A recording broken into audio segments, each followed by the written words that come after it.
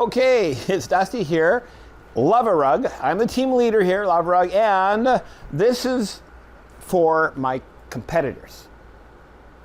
This is how to outcompete us, tip number 3.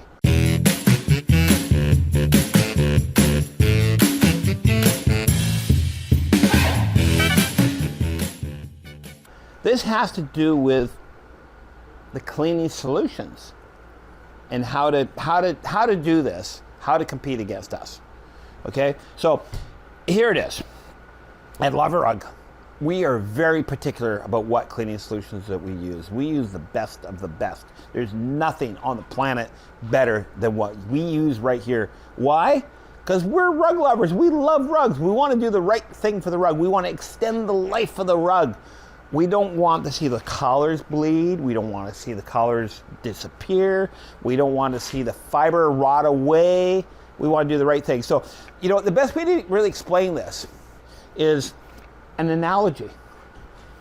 Now, ladies understand this better than guys. I know most of the people watching right now, most of you carpet cleaners, I know you're carpet cleaners that dabble in rugs and you want to compete against us and do a better job.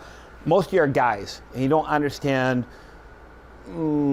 shampooing hair quite as much as, say, ladies do. Ladies pick out the best shampoo for the health of the hair. So the hair doesn't go brittle, so the hair doesn't look dull. They pick out the very, very best. And they're very, very particular. And the analogy would be this, is ladies get it, that you use the very best, use your favorite shampoo in your hair, so that they can be beautiful. They don't go cheap. The truth is, you could actually shampoo your hair. Ladies, you can shampoo your hair, but you won't, using laundry detergent. Not laundry detergent, sorry. Well, you could. Or dishwashing detergent. You can use it, you know, it'll still clean it. It'll get it clean. You know, it might not be overwhelmingly all that healthy for the hair, but it would get it clean. Hey, you guys, I know, you use soap when there's no shampoo around, you know, and it kind of works, it's okay, but it's not good for the health of your hair. It's not good for the longevity. It's not good for the beauty. It's not good to make it soft and fluffy. So rug cleaning is kind of like that.